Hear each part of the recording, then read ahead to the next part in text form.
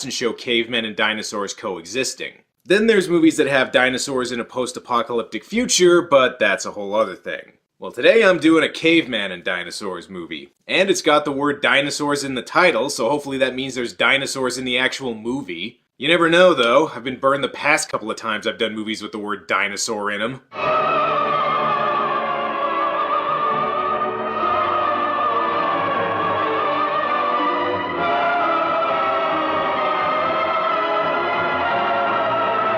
When Dinosaurs Ruled the Earth is a 1970 caveman movie made by Britain's Hammer Films. Hammer made arguably the ultimate caveman and dinosaurs movie with 1 Million Years BC, a film that proved combining stop-motion dinosaurs with hot cave girls leads to big money. So a few years later they decided to try that formula again. And thank God they did, because I've always said there aren't enough movies that appeal to little boys' love of dinosaurs and also help them through puberty. As a reminder, Hammer also made The Lost Continent. In fact, I think these are the exact same opening credits. Oh, and little tip, if your last name is Bush, don't name your son Richard. The script was based on a treatment by author J.G. Ballard, known for novels like Crash and High Rise, so if the dinosaurs all start fucking each other, you'll know why. He's also credited as J.B. Ballard, I guess so we wouldn't know it was him? And it wouldn't be a caveman movie without some opening narration. A time of beginnings, of the sun, the earth, of man. The beginnings of man living with man.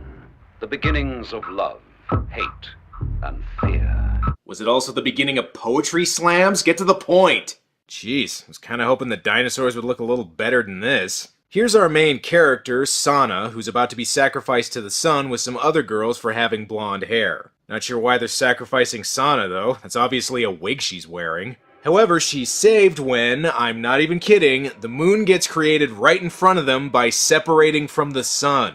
You know, I'm beginning to think this movie that shows dinosaurs and humans coexisting might not be scientifically accurate. The moon creates strong winds, which allows Sana to escape by falling to her death? Oh, never mind, she's just busy inventing the breaststroke. Sana is eventually rescued by some members of the Ass Crack tribe, the only tribe that wears skimpier clothes than she does. We're then introduced to our other main character, Tara, and oh look, they just invented the meet cute. Sana's tribe is not happy that she got away. And is that the moon or an amoeba? So as you can probably tell, instead of making the movie in English, they decided to use a language made specifically for the movie. Unfortunately, that language seems to consist of about one word. Akita! Akita! Akita! Akita! Akita! Eh, whatever. This way I can just make up my own subtitles. Unea! Makan! Unea! Makan! Udala! Makan! They better find Sana and sacrifice her, otherwise their dirt harvest is going to be very low this year. Caveman Bob Ross paints a happy little flashback for him, so I guess that means they know what happened to her now. Meanwhile, Tara brings Sana to his village, and hey look, there's actually dinosaurs in this movie, and they don't look like crap. Hammer couldn't get Ray Harryhausen this time, but the stop-motion effects were done by Jim Danforth, who was probably the next best choice. In fact, the effects were even nominated for an Academy Award. And I could be mistaken, but I'm pretty sure that's the first time the phrase nominated for an Academy Award has appeared on this show.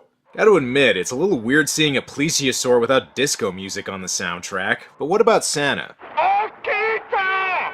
Akita! Tara meets his girlfriend, who's so happy to see him she gives him a man motorboat. However, I think Tara may be interested in Sana, and I don't blame him. She's played by Victoria Vetri. She was 1968's Playboy Playmate of the Year. And also went to jail for trying to kill her husband, so be careful, pal. Anyway, time to introduce Sana to the rest of the tribe. Akita. Well, Wig's not very convincing, but I guess she can stay. They're soon interrupted when the plesiosaur goes berserk and lays the smackdown on the tribe. This was back when catching your own food was so dangerous I'm surprised they didn't invent veganism sooner. And I don't think covering it in honey mustard is gonna make things better, guys. No, don't set it on fire! Don't you know how long it took Jim to animate that? Okay, you stopped it. Now from now on, don't catch things that can kill you. Ugh, this was back when the only form of music was drum circles. And come on, fellas, that's not how you walk the dinosaur. Tara seems to be ignoring his girlfriend. Maybe she should try inventing grinding. Or maybe Tara just wants to give Sana some of his meat. Udala? Udala. Tara also gives Sana a necklace, which according to their tribe means she belongs to him now. Huh? Oh, hey honey, I was just about to give Sana some of my meat.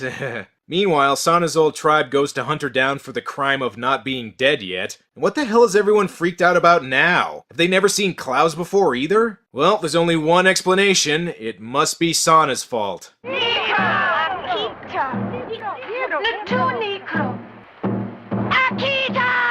Huh, looks like these two just invented catfighting. And why do I get the feeling the filmmakers thought of this scene first and then just kind of wrote the script around it? Ladies, please, don't fight. I just invented this thing called a menage a trois I'd like to show you. Things don't get any better for Sana when her old tribe comes snooping around and Tara's girlfriend rats her out. Akita. I'm not really sure how long Sana runs away for, since one minute she's in a desert and the next she's in a jungle. Worse yet, it seems to be filled with phallic symbol animals. Fortunately for her, they only kill men. And enough with the snake, let's have more dinosaurs.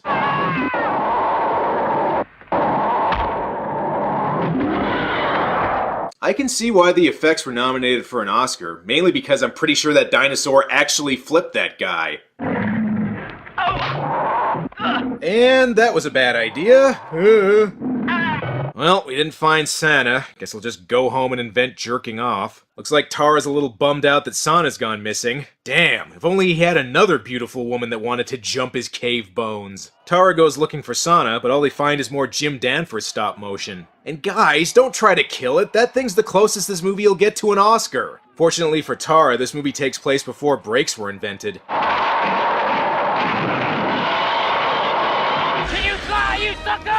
Well, looks like one of Tara's group didn't make it, so as is tradition for their tribe, he shall now be marinated and barbecued. And they're still upset about Sana getting away? Just pick another random person to sacrifice and be done with it! Looks like Sana's still wandering around in the jungle. I wonder if she'll run into more dinosaurs.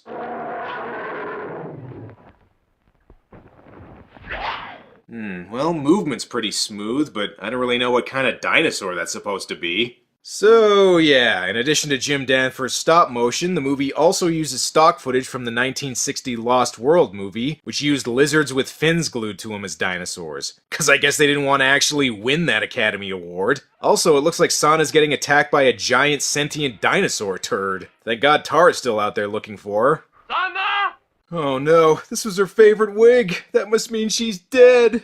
Okay, actually she just takes some shelter near some giant eggs. And all I gotta say is the son of Godzilla better not be in one of those. Oh, and you see this? This is how you make a baby monster that's actually cute, and not one that looks like that turd thing that tried to eat Sana earlier. Meanwhile, Tara returns home to give Sana's hair extensions a proper burial. Oh, hey, sorry about ditching you for the blonde earlier, but I'm pretty sure she's dead now, so I guess we're cool. Sana wakes up the next day to find she's wandered into the beast from 20,000 Fathoms. I guess if you can't get Ray Harryhausen to do your effects, just use one of his monsters. Okay, I would complain more, but considering the dinosaurs I see on this show usually look like this, it's refreshing to see ones that actually look good. And Sana doesn't have anything to worry about, since I guess this thing thinks she's one of its kids or something? Here's another fun fact. The movie was originally supposed to include a T-Rex, but the head of Hammer Studios ordered it removed because he thought the way it stood was too similar to a stereotypical gay man's. That's right, this movie doesn't have a T-Rex because the head of Hammer was homophobic towards a dinosaur. This reminds me of Baby Secret of the Lost Legend, except with way more cleavage. Okay, time to teach the little fella some tricks. Akita. Okay, considering that word can mean apparently anything, I don't think he knows if you're telling him to sit or roll over. Tara goes looking for Sana again, but her new dino mom is a little overprotective. Akita. Damn it, Santa, quit asking her to do tricks and get her to stop! Tara goes back home, I guess without noticing her, but everywhere he looks, he's reminded of Sana. Or maybe he just wants to fuck all these other women, I don't know. In any case, I think he's got bigger things to worry about.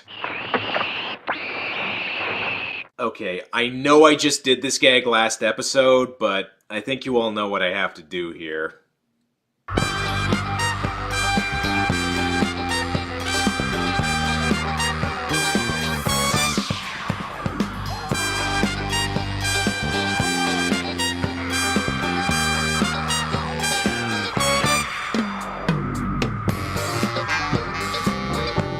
Nice work, Tara, you killed it. Now you just need to invent buffalo sauce and you'll have yourself some tasty wings. And how far did Sana run away exactly? It seems like they keep running into each other. I really feel for Tara here. It's always awkward meeting your girlfriend's mom for the first time, especially when she's a giant killer dinosaur.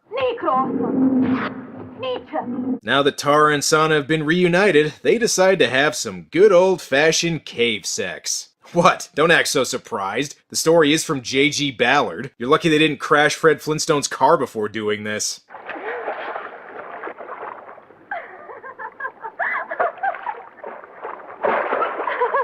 Rated G. No, seriously, this movie is rated G. Supposedly that's for an alternate version of the movie, but that's also the rating on the DVD I got this copy from. So that means someone from the MPAA sat down to watch this movie, got to this part, and still said to themselves, this is okay for the kids.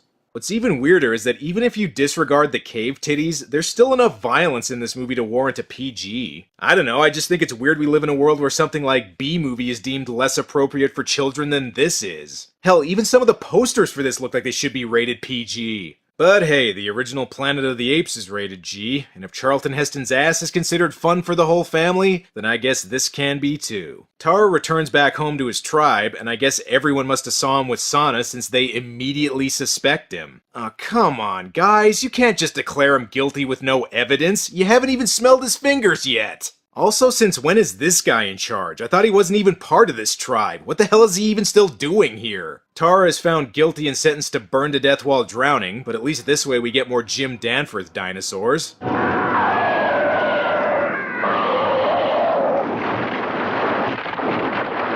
Don't worry, he's fine. He even manages to make it back to Sana before day for nightfall. What? You mean these guys are still looking for him? Can't you just leave these two alone? Sometimes you just have to let your sacrifices go, you know? Luckily for these two, this was before peripheral vision was invented. The tribe seems to have Sana and Tara surrounded, but it looks like they managed to get away. Things look bad for these two, but they forgot that Sana has her very own Beast from 20,000 Fathoms to protect her.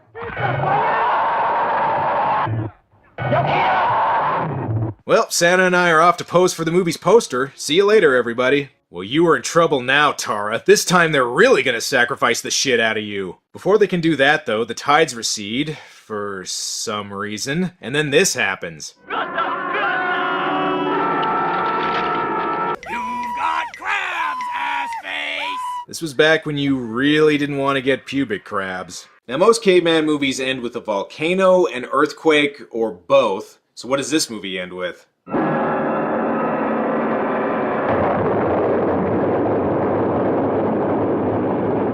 A tidal wave. Very nice. As if that wasn't bad enough, they still have the crabs to deal with and drawn butter hasn't been invented yet. Sana comes to rescue Tara, and this is a time when her giant pet dinosaur would really come in handy. Seriously, what the hell happened to it? Last we saw it was carrying off Santa, and then suddenly it's just not in the movie anymore. Did the head of Hammer think it looked gay too or something? They try escaping into the sea, but uh-oh, looks like Tara's old girlfriend's in trouble. Well, that's too bad, but she did try to kill you, so later. You gotta love any movie that ends with everything getting completely destroyed. Oh well, at least Tara, Sana, and whoever the hell these two are survived. Now they can get back to work repopulating the Earth, but that's a story for another G-rated movie. Although not as big a hit as 1 million years BC, When Dinosaurs Ruled the Earth was still popular at the box office, and there was even a reference to it in Jurassic Park. Sure, the story's kinda thin, and it's almost a remake of 1 million years BC, but honestly, most people don't watch these kinds of movies for the story anyway. The movie promises dinosaurs and hot cave girls, and on those fronts it delivers the goods. Especially Jim Danforth's stop-motion animation, which is right up there with Ray Harryhausen's best work. The best Caveman and Dinosaurs movie is still probably 1 million years BC, but the way I figure, second place ain't bad. Plus, it's a G-rated movie with nudity. That means kids can technically tell their parents it's more appropriate for them than Zootopia. That alone gets it a recommendation. Well, that's all for now. Until next time.